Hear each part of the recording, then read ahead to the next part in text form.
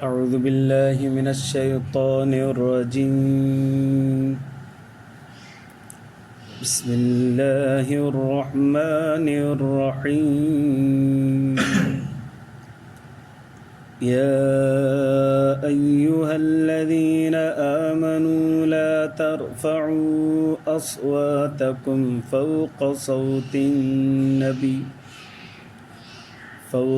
صوت النبي ولا تجهروا له بالقول كجهر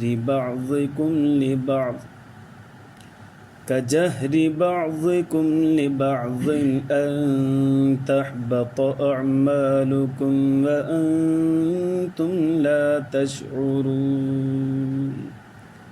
درود شريف. اللهم صل على سيدنا محمد وعلى آل سيدنا محمد. رب زدني علما ورزقني فهما. سبحانك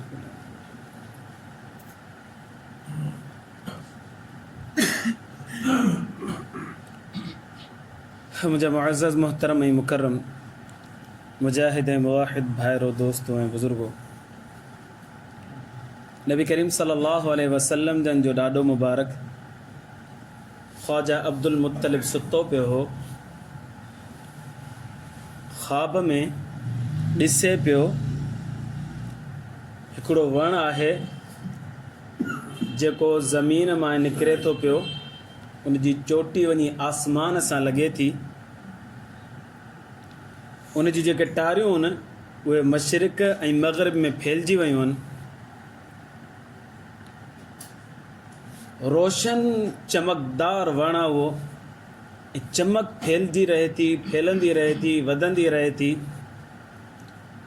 कुझु माण्हुनि खे ॾिसे थो पियो त उहे उन वण सां चिंबड़ण जी कोशिशि कनि था पिया, लटकण जी कोशिशि कनि था, ऐं कुझु माण्हुनि खे ॾिसे थो पियो जेके उन वण खे कटण जी कोशिशि कनि था पिया, पर उहे कटण में नाकाम रहनि था। मूं वञी चयो, अब्दुल मुत्तलिब चए थो, मूं वञी चयो त मां बि हिन वण सां चिंबड़णु चाहियां थो पियो, छा इहो मुमकिन आहे? त ॿुधाइण वारे ॿुधायो त जेके चिंबड़ी चुका आहिनि इहे कामयाब थी विया, ऐं जेके कटणु चाहिनि था पिया इहे नाकाम थींदा। पोइ जेके कटण वारा आहिनि उन्हनि खे हिकिड़ो नौजवान अची रोके थो पियो। इहो ख़्वाब ॾिठईं ऐं उथी पियो। नबी करीम सल्लल्लाहु अलैहि वसल्लम जो ॾाढो अब्दुल मुत्तलिब ख़्वाब पियो ॾिसे। उन ख़्वाब जे अंदरि इहो वण ॾिठो ऐं उनजो मशरिक़ ऐं मग़रिब में फैलिजणु ॾिठो, उनजी रोशनाई ॾिठी, ऐं उन सां माण्हुनि जो चिंबड़णु ॾिठो, ऐं माण्हुनि खे उन कटणु ॾिठो पर कटे न सघिया, ऐं जेके कटणु अचनि पिया या कोशिशि कनि पिया उन्हनि खे हिकिड़ो नौजवान पोइ हिते बि धिके न पियो कटणु ॾे। हिन जी तलब इहा आहे अब्दुल मुत्तलिब त मां बि चिंबड़ी वञा, त ॿुधाइण वारे ॿुधायो जेके चिंबड़ी चुका आहिनि इहे कामयाब आहिनि, ऐं जेके कटण जी कोशिशि कनि था पिया इहे नाकाम। ख़्वाब मां अखि खुली वसि। हाणे ही इस्लाम जो दौर त हो कोन, उन दौर जे अंदरि काहिन मौजूदु हूंदा हुआ, उन्हनि ॾे माण्हू वेंदा हुआ ख़्वाब जी ताबीर पुछण जे लाइ। हिन दौर जे अंदरि काहिन ॾे वञणु हराम आहे। नबी करीम सल्लल्लाहु अलैहि वसल्लम ने इरशाद फरमायो, जेकॾहिं केरु नजूमी वटि वञे थो, काहिन वटि वञे थो पियो, पामिस्टर वञे थो पियो, ऐं उनजी ॻाल्हि जी तस्दीक करे थो, अल्लाह साईं 40 ॾींहंनि ताईं उनजी निमाज़ क़बूल न फरमाए। अलियाज़ु बिल्लाह। अब्दुल मुत्तलिब हिकिड़ी काहिना औरत वटि आयो ऐं उनखे पंहिंजो ख़्वाब सॼो ॿुधाई। तो गुस्से में उनजो वात फिरी वियो, मुंहुं फिरी वियो, ॻाढ़ो थी वियो सॼो। अच्छा, अब्दुल मुत्तलिब जंहिं महिल हिन काहिना वटि आयो त गॾु अबू तालिब बि गॾु आयुसि, नबी सल्लल्लाहु अलैहि वसल्लम जो चाचो हज़रत अली साईं जो वाल साहब, इहो बि गॾु आयो ऐं अची करे नबी काहिना वटि वेठा ऐं अची करे हुनखे सॼो ख़्वाब ॿुधायो। काहिना गुस्से में अची वियो, जादूगिराणी जेका। उन चयो त तुंहिंजे ख़ानदान में हिकिड़ो माण्हू पैदा थींदो, उहो ख़ानदान पूरी दुनिया में रोशन थींदो, उहो माण्हू पूरी दुनिया जे अंदरि रोशन थींदो, उनजो नालो मशरिक़ खां मग़रिब ताईं माण्हू वठण वारा हूंदा। जेको उनखे चिंबड़ी पवंदो उहो कामयाब थी वेंदो, ऐं जेको उन सां जा पाड़ पटण जी कोशिशि कंदो उहो नाकाम थींदो ऐं जेको माण्हू उन्हनि खे जेके पाड़ पटण ऐं कटण जे लाइ अचनि पिया उनखे रोके पियो, मूंखे लॻे थो उहो नौजवान हीअ आहे, अबू तालिब जे नाले जी। ॻाल्हि ख़तमु। नबी करीम सल्लल्लाहु अलैहि वसल्लम जन जी पैदाइश थी, साईं जन ऐलान नबूवत फरमायो। ऐलान नबूवत फरमायो त सभु जा सभु मुशरिकीन मक्का मुखालिफ़ थी बीह रहिया। हिकिड़े ॾोही जो मसइलो न आहे, ॿिए ॾींहं जो मसइलो न आहे, टे ॾींहं जो मसइलो आहे। नबी सल्लल्लाहु अलैहि वसल्लम रोज़ रोज़ फरमाइनि पिया, बाबा ला इलाहा इल्लल्लाह, अल्लाह के अलावा केर बि माबूद न आहे, मुश्किल कुशा हाजत रवा अल्लाह तबारक व तआला आहे। सभु मुखालिफ़ थी बीह रहिया। अबू तालिब बि वॾेरो हो, सरदार हो।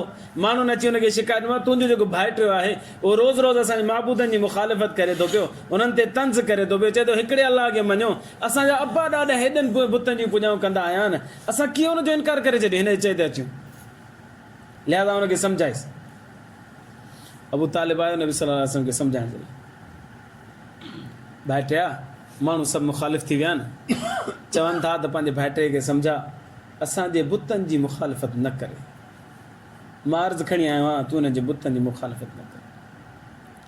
नबी करीम सल्लल्लाहु अलैहि वसल्लम ने इरशाद फरमाया, चाचा सिज मुंहिंजे साॼे हथ ते रखनि, चंड मुंहिंजे खाॿे हथ ते रखनि, पोइ बि मां मोहम्मद सल्लल्लाहु अलैहि वसल्लम ला इलाहा इल्लल्लाह जी जेका दावत ॾियां थो पियो न, इन खां पोइ ते हटण वारो न आहे। इन्हनि अल्फाज़नि अबू तालिब ते एॾो असरु कयो जो अबू तालिब उथियो, चई भाइटिया जेको तोखे चवणो आहे चओ, जेका ॻाल्हि तोखे करणी आहे कर, जेको बि तोसां विढ़ण जे लाइ अॻियां ईंदो न, पहिरियां अबू तालिब हुनखे ॾिसंदो, पोइ तोॾे वेझो अचणु ॾींदो, मां मुक़ाबिलो कंदुसि, मां आॾो अटकाईंदुसि। त अब्दुल मुत्तलिब जेको ख़्वाबु ॾिठो हो, उन ख़्वाब जी ताबीर मोहम्मद अरबी सल्लल्लाहु अलैहि वसल्लम हुई। ऐं नबी करीम सल्लल्लाहु अलैहि वसल्लम जे वण जी शक्ल में अबू तालिब अब्दुल मुत्तलिब ॾिठो ऐं माण्हू हुनखे कटणु अचनि पिया, त हुनखे हिकिड़ो नौजवान हो जेको हुननि खे कटण वारनि खे पोइते पियो धिके, मुक़ाबिलो पियो करे, उहो वाक़िअतन बाद में हली करे अबू तालिब साबित थियो। ऐं हुन काहिना चयो त शायदि उहो नौजवान तूं आहीं जेको हुन मुखालिफ़नि खे पोइते धिके थो। सल्लल्लाहु ताला अलैहि वसल्लम। नबी करीम सल्लल्लाहु अलैहि वसल्लम पंहिंजे अमड़ जे बतन अथर में आया। जीअं ई ॿार माउ जे पेट में ईंदो आहे त औरतुनि खे उल्टियूं ईंदियूं आहिनि। बीबी आमना फरमाए थी, हे ॿार मुंहिंजे पेट में आयो, मूंखे उल्टियूं कोन पियूं अचनि, पर जेकॾहिं का उगराई वग़ैरह ईंदी बि हुई त उन मां मूंखे ख़ुशबू महसूसु थी। औरतुनि खे जॾहिं पेट थींदो आहे, हमल वारियूं थींदियूं आहिनि, त उन्हनि खे तकलीफ़ ॾाढी हूंदी आहे, हमल वज़न ॾाढो आहे, मौत हयात जी कशमकश आहे। बीबी आमना फरमाए थी, मूंखे कंहिं बि क़िस्म जी तकलीफ़ कोन्हे जॾहिं खां ॿार मुंहिंजे पेट में आयो। अच्छा, माण्हुनि शिकायत अची ॾिनी नबी करीम सल्लल्लाहु अलैहि वसल्लम जंहिंजे वालिद मोहतरम नबी सल्लल्लाहु अलैहि वसल्लम जी पैदाइश खां पहिरीं हुनजो इंतकाल थी वियो। माण्हुनि अची शिकायत ॾिनी अब्दुल मुत्तलिब खे, नबी साईं जे ॾाॾे खे, त तुंहिंजी नुंहुं जेका बेवा थी चुकी आहे, उहा ॿाहिरि निकिरे थी पई पाणी भरण जे लाइ, ॿाहिरि वञे थी पंहिंजी सहेलियुनि सां मुलाक़ात करण लाइ, या कंहिं कम जे लाइ ॿाहिरि वञे थी पई, त हुनजे जिस्म मां ख़ुशबू अचे थी पई, तरह इस्तेमालु करे थी पई। हिनखे मना कर त असांजे माशरे जे अंदरि जेका औरत बेवा थी वेंदी आहे, ख़ुशबू इस्तेमालु न कंदी, हिनखे मना कर ख़ुशबू इस्तेमालु न करे। अब्दुल मुत्तलिब घर आयो, अम्मा माण्हू ॻाल्हियूं कनि था पिया, तूं ख़ुशबू हणी थी पई, वञी थी ॿाहिरि त ख़ुशबू महके थी पई, माण्हू तानो ॾियनि था पिया त बेवा औरत ख़ुशबू न हणंदी, हिनखे मना कर ख़ुशबू छो थी हणे। अम्मा आमना फरमायो, ख़ुशबू हणण त परे जी ॻाल्हि आहे, ख़ुशबू मूं ॾिठी बि कोन्हे, जॾहिं खां हीउ ॿारु मुंहिंजे पेट में आयो आहे, मुंहिंजे पघर में बजाए बदबू जे ख़ुशबू शुरू थी वई आहे।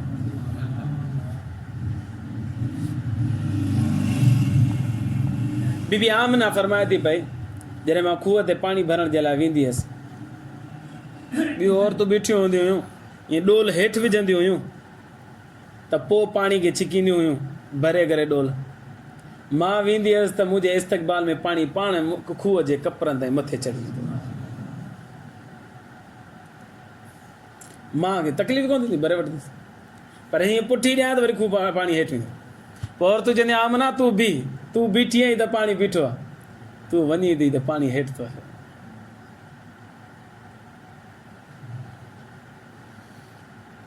इन्हनि खे चइबो आहे एहरास। नबी सल्लल्लाहु अलैहि वसल्लम जे हथ ते ज़ाहिर गैर मामूली अमल थिए त हुनखे चइबो आहे मौज़ो। पर नबी सल्लल्लाहु अलैहि वसल्लम जन जे पैदाइश खां पहिरीं जेकॾहिं अहिड़ा वाक़िया पैदा थियनि जंहिंजी निस्बत सां, त हुनखे मौज़ो न चइबो आहे, हुनखे एहरास चइबो आहे। इहे अहरासात नबी करीम सल्लल्लाहु अलैहि वसल्लम जन पैदा ई कोन थिया त अॻुवाट ई ज़ाहिर थियनि पिया। बीबी आमना फरमाए थी पई त जॾहिं खां ई ॿार बचड़ो मुंहिंजे पेट में आयो, मां जेकॾहिं हलंदी हुअसि ऐं पथरेली ज़मीन ई मके जी पथर ते पेर पवंदो त पथर बि कप वांगुरु बिल्कुलु नरम थी वेंदो, ऐं पथरनि जे पासनि मां जे गुज़रंदी हुअसि या झाड़ियुनि वटां गुज़रंदी हुअसि त हुन पथरनि मां मूंखे आवाज़ ईंदो त मुबारक हुजे ॿिन्ही जहाननि जी सरदार जी मां वालदा मोहतरमा गुज़री रही आहे। उहो पथर बि मूंखे सलामी भरींदा हुआ ऐं झाड़ियूं ऐं ॿूटा वग़ैरह बि मुंहिंजी सलामी भरींदा। नबी करीम सल्लल्लाहु अलैहि वसल्लम जन जी पैदाइश थी महीनो हो रब्बिल अव्वल जो। किन किताबनि जे अंदरि मुहर्रम जो बि नालो अचे थो, किन किताबनि जे अंदरि शायदि रमज़ान जो बि नालो अचे थो, पर इहा गैर तहक़ीक़ी ॻाल्हि आहे। तहक़ीक़ी ॻाल्हि रब्बिल अव्वल जो महीनो। ॾींहुं बि यकीनी इहे आहे त सूमर जो ॾींहुं। तारीख़ पैदाइश में इख़्तिलाफ़ आहे। तव्हां असां वटि मशहूरु आहे 12 रब्बिल अव्वल, पर 12 रब्बिल अव्वल जो कौल बि आहे, 9 रब्बिल अव्वल जो कौल बि आहे, 8 रब्बिल अव्वल जो कौल बि आहे, 2 रब्बिल अव्वल जो बि कौल आहे, ऐं बाज़ आलिमनि 17 रब्बिल अव्वल बि चयो आहे। 2, 8, 9, 12, 17 5 क़िस्म जा कौल अचनि था। ऐं इन में घणे क़दुरु उलमा किराम जो रुझान जेको वियो आहे उहो आहे 9 रब्बिल अव्वल ते पैदाइश जो। बहरहाल इहो कोई एॾो वॾो मसइलो कोन्हे। मसइलो तॾहिं थींदो जॾहिं तव्हां ॻंढ ॾींदव त ॿार हाणे ही पैदाइश आहे, हाणे मसइलो थींदो। पोइ ॿिया बुज़ुर्ग जो चवंदा उहो कूड़ा छा? इन करे यकीनी ॻाल्हि नथी चई सघिजे। बसि अक्सरियत जी राय इहा आहे त 9 रब्बिल अव्वल आहे, बसि ॻंढ किथे बि कोन ॾिबी। नबी करीम सल्लल्लाहु अलैहि वसल्लम जन जंहिं राति पैदा थिया, बीबी आमना फरमाए थी गुरबत जे करे असांजे घर में जेको ॾीओ हो न, उन ॾीए जे अंदरि तेल बि कोन हो। पर हीअं जीअं बचिड़ो ॼायो त हाणे रोशनी जी ज़रूरत हुई, इन ॿार खे ॾिसजे या उनखे जेका ज़रूरत हुजे उनखे ज़रूरत खे पूरो कजे। पर जीअं ई ॿार ॼायो असांजे कमरे में रोशनी ई रोशनी थी वई, ॾीए जी ज़रूरत ई कोन्हे। हाणे ॿार ॼमंदो आहे त हुनजो सभ खां पहिरीं नाड़ो कटिबो आहे। मोहम्मद अरबी सल्लल्लाहु अलैहि वसल्लम इन हाल में ॼाया जो नाड़ो कटियल हुयो। नंबर 1। नंबर 2, ॿार ॼमंदो आहे त हुनखे विंजारबो आहे, पाक कबो आहे, साफ़ कबो आहे। मोहम्मद अरबी सल्लल्लाहु अलैहि वसल्लम जन जी पैदाइश थी, अल्लाह जो रसूल सल्लल्लाहु अलैहि वसल्लम पाकों पाक पंहिंजी माउ जे बतन अथर मां पैदा थिया। विंजारण जी ज़रूरत ई न हुई। ॿार ॼमंदो आहे त हुनजो ख़तनो कबो आहे, तोहर कबो आहे। नबी करीम सल्लल्लाहु अलैहि वसल्लम जन जे बारे में अचे थो त वुलिद मुहम्मदुन मख्तूना, नबी सल्लल्लाहु अलैहि वसल्लम इन हाल में पैदा थिया जो साईं जन जो ख़तनो मुबारक पेट मां ई थियल हुयो।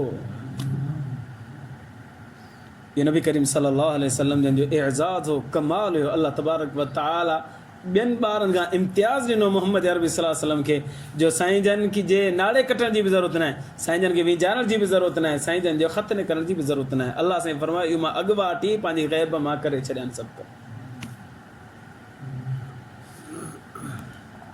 हाणे जेॾीमहिल ॿार ॼायो अलाह सुबुह तुलूए फजर, फजर जो वक़्तु शुरू थींदो आहे, पिर फुटी जे वक़्त में नबी करीम सल्लल्लाहु अलैहि वसल्लम जन जी पैदाइश थी।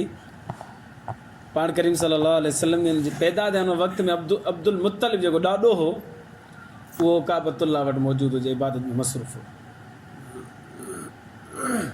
भॼी वञे इत्तला मिलियो मुबारक हुजे तुंहिंजो पोटो ॼायो आहे, पर अजीबुल ख़िलक़त आहे। हीउ परेशान थी वियो, अजीबुल ख़िलक़त अलाए, अजीबुल ख़िलक़त माना त ईअं चइजे त माना अलाए 2 हथ अथसि या 2 पेर अथसि या आङुरियूं 5 जे बदिरां 6 अथसि, अलाए छा मसइलो आहे, परेशान थी वियो। त हुनजो छा मसइलो आहे, छा अजीबुल ख़िलक़त छा मतिलबु, छा परेशान करे छॾियईं मूंखे। वो फरमाइनि मूंखे परेशान करे छॾियो। हुन ॿुधायो अजीबुल ख़िलक़त जो मतिलबु इहा आहे, जे ॿार पैदा थींदो आहे त हुनखे जेके ज़रूरियात ॾिबियूं आहिनि न, हिन ॿार जीअं पैदा थियो आहे त कंहिं शइ जी ज़रूरत असांखे ॾियणी कोन पई आहे। अल्हम्दुलिल्लाह अल्लाह तबारक व तआला सही सालिम ऐं तंदुरुस्त ऐं पाक ताहिर ऐं मुतहिर पैदा फरमायो आहे। बीबी आमना ॾिठो नबी करीम सल्लल्लाहु अलैहि वसल्लम,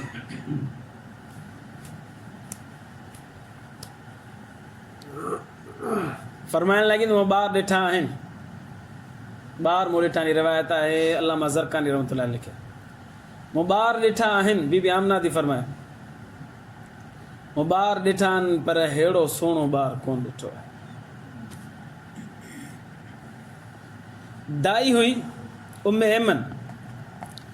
ऐमन फरमाए थी बीबी आमना खे, आमना तूं छा ॿार ॾिठा आहिनि? मां त दाई आहियां, घणनि औरतुनि खे ॿार ॼणा आहिनि, अहिड़ो सुहिणो ॿार मूं कोन ॾिठो आहे। अब्दुल मुत्तलिब आयो,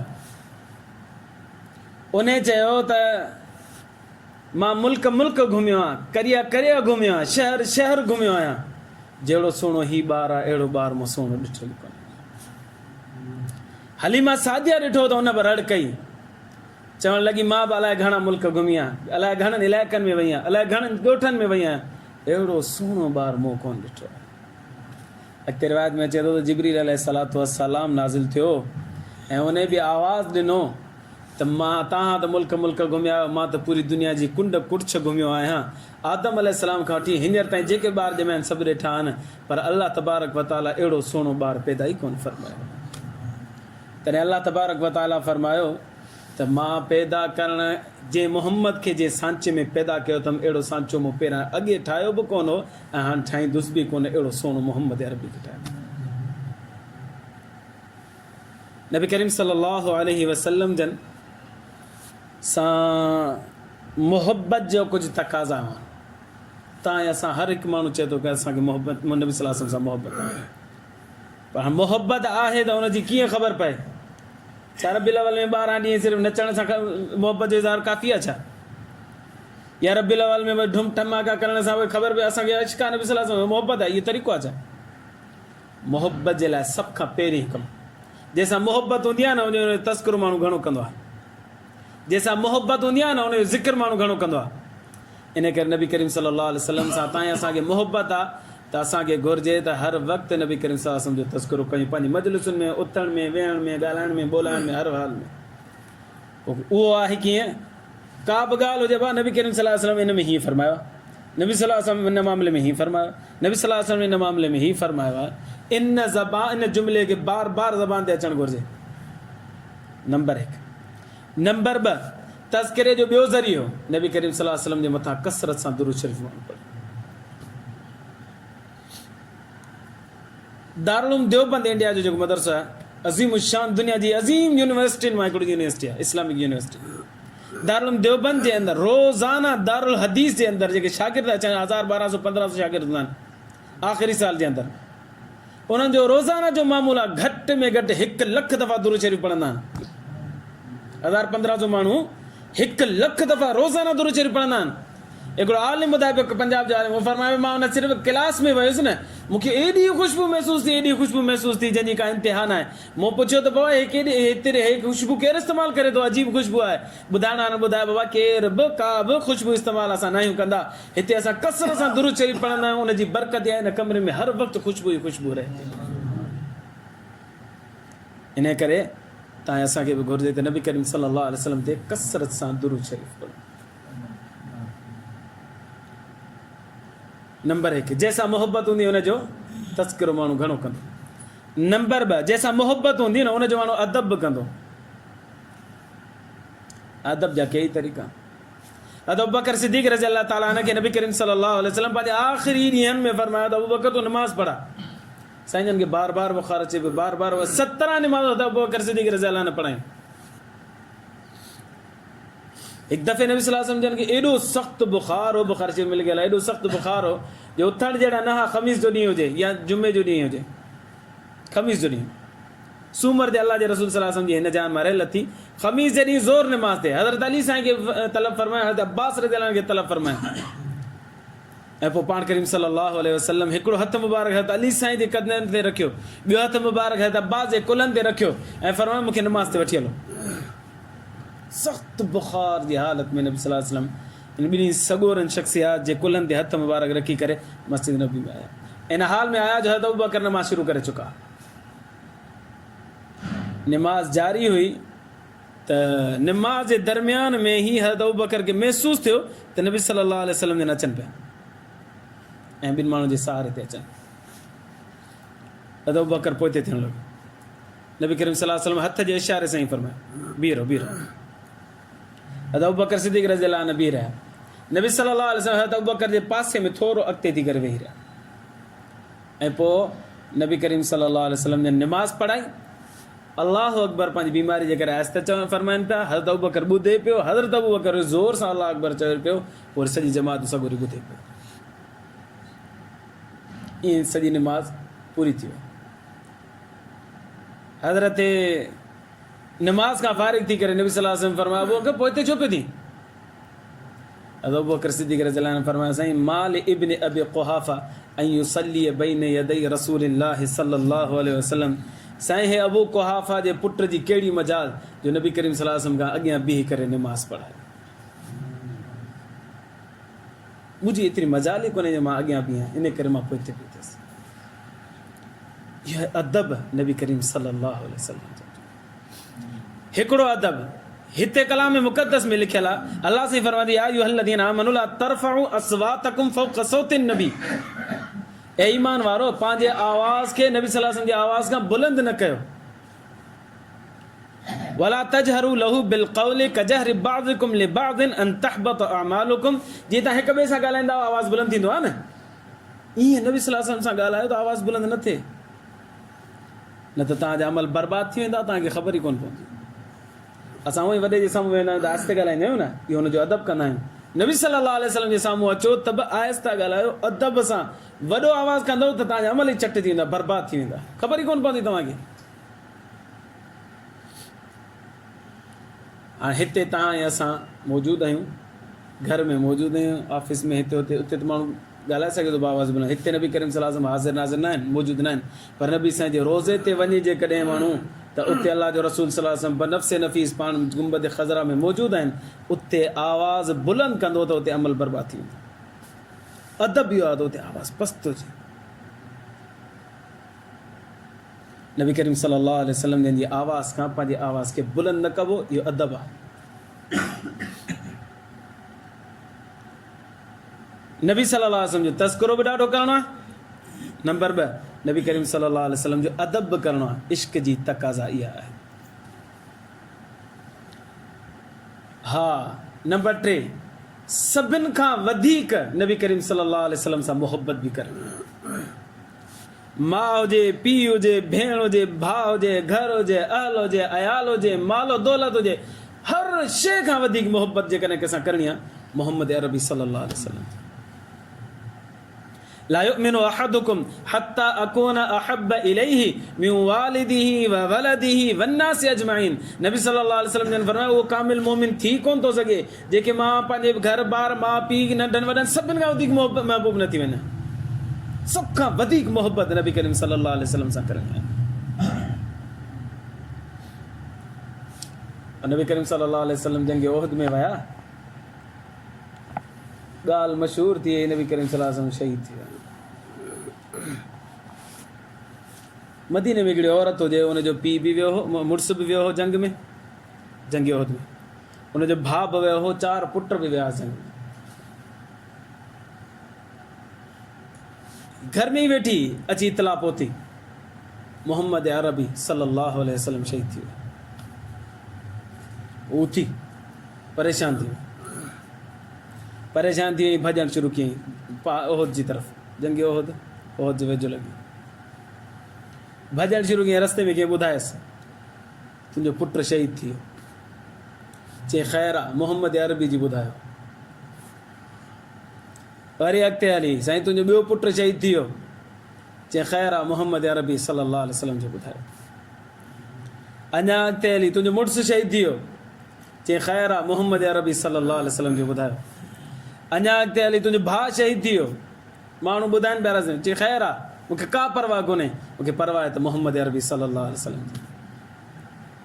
हिते शाइर हिकिड़ो अजीब शेर चयो चली थी एक ज़ईफ़ा जुस्तजुए हाल करने को किसी अच्छी सी खबर का बढ़कर इस्तकबाल करने को गए थे जंग में उसके बिरादर और शोहर भी निछावर कर दिए थे उसने फर्जंदों के गोहर भी मिली उन सब के रास्ते में शहादत के पयाम इसको सुनाते ही सुनाते जा रहे थे खास आम इसको मगर इसकी जुबां पर एक ही इसमें गिरामी था उसी का नाम नामी था जो मजलूमों का हामी था। इन के ज़बान ते बस हिकिड़ी हुई ॻाल्हि मोहम्मद अरबी जो छा हाल मूंखे बस इहो ॿुधाए। पोइ आख़िर में ख़बर पइसि नबी सल्लल्लाहु अलैहि वसल्लम सही आहिनि तंदुरुस्त आहिनि अल्हम्दुलिल्लाह शहीद न आहिनि थिया।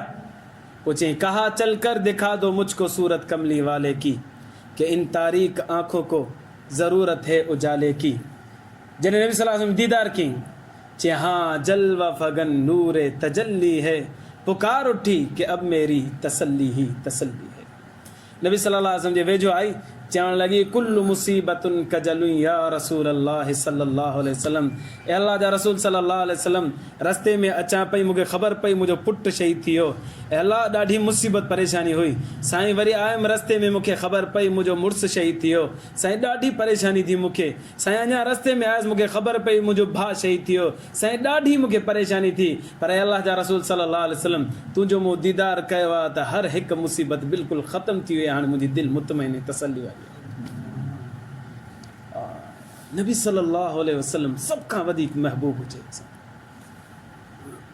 इश्क जो तकाज़ो यादि साईं जन जो ज़िक्र कसीर हुजे। नंबर 2 इश्क जो तकाज़ो या नबी सल्लल्लाहु अलैहि वसल्लम जो अदब हुजे। नंबर 3 इश्क जो तकाज़ो इहा त नबी करीम सल्लल्लाहु अलैहि वसल्लम हर हिक खां वधीक असांखे महबूब हुजे। नंबर 4 इश्क जो तकाज़ो इहो आहे त असां नबी सल्लल्लाहु अलैहि वसल्लम जी फर्मा बरदारी कयूं साईं जन जीअं फरमाइनि तीअं अमल कयूं बस अल्लाह जे रसूल सल्लल्लाहु अलैहि वसल्लम जी सुन्नतुनि खे ज़िंदा कयूं नबी करीम सल्लल्लाहु अलैहि वसल्लम जन जी सुन्नत ते अमल पैरा थियूं। त अब्दुल्ला बिन उमर रज़ी अल्लाह अन अहिड़ी सुन्नतुनि ते अमल कयो जेका तव्हां ऐं असांजे वस जी ॻाल्हि कोन्हे तव्हां असांजे वस जी ॻाल्हि कोन्हे पर अब्दुल्ला बिन उमर रज़ी अल्लाह अन करे ॾेखारियो त मां ईअं कंदुसि। फरमाया पंहिंजे ख़ादिम सां गॾु वञे पियो नाफ़े सां गॾु वेंदे वेंदे वेंदे रस्ते में फरमाए बीह हिकिड़ो मिंट लथा थोरो परे हिकिड़ो वणु हुयो उन वण वटि वञी करे ईअं वेठा जीअं क़ज़ा हाजत माण्हू कंदो आहे फरागत जे लाइ माण्हू वेंदो आहे ईअं फरागत वञी वेठा फरागत जी नियत सां कोन वेठा बसि ईअं वञी वेठा वेही करे वरी वापसि आया ख़ादिम चयो साईं तव्हां फरागत जी नियत फरागत बि कोन कई तव्हां बैतुल ख़ला वारी जे फरागत जेका थींदी उहा फरागत बि तव्हां कोन कई वञी वेही करे वरी मोटी आयो ख़ैर त आहे। फरमाए नबी करीम सल्लल्लाहु अलैहि वसल्लम जन सां गॾु मां हलियोसि हिन सफ़र में हितां हलियोसि नबी सल्लल्लाहु अलैहि वसल्लम जन क़ज़ा हज जे लाइ हिते वेठा हा मूंखे क़ज़ा हज जी ज़रूरत कोन्हे पर नबी साईं जन वेठा हा मुंहिंजो दिलि चयो त जिते अल्लाह जो रसूल वेठो हो मां अब्दुल्ला बि उते विहां त नबी साईं जी सुन्नत ते अमल थी अॼु उस्मान गनी रज़ी अल्लाह हिकु दफ़े वज़ू पियो फरमाए वज़ू फरमाइण खां बाद में जीअं फारिग़ थियो त मुस्कुराइण लॻो ख़ादिम चयो साईं मुस्कुराए छो था का ॻाल्हि यादि अचे फरमा का ॻाल्हि यादि कोन आई आहे बसि मूं हिकु दफ़े नबी सल्लल्लाहु अलैहि वसल्लम जन खे वज़ू करायो पाण करीम सल्लल्लाहु अलैहि वसल्लम जन वज़ू कयो वज़ू खां फारिग़ जीअं थिया त नबी सल्लल्लाहु अलैहि वसल्लम जन मुस्कुराया त मुंहिंजो बि दिलि चयो त नबी साईं जी सुन्नत ते अमल थी वञे मां बि मुस्कुरायां थो। हेतिरी ॻाल्हि खे नोट कंदा आहियूं उन ते अमल करण जी कोशिशि कंदा आहियूं त नबी सल्लल्लाहु अलैहि वसल्लम सां इज़हार मोहब्बत जो हिकिड़ो तरीक़ो इहो आहे कि साईं जन जी सुन्नतुनि मुबारकुनि ते अमल कजे। अल्लाह खां दुआ आहे अल्लाह तबारक व तआला ईमान जी ज़िंदगी ईमान ते मौत नसीब फरमाए। आख़िर दावाना अनिल हम्दुलिल्लाहि रब्बिल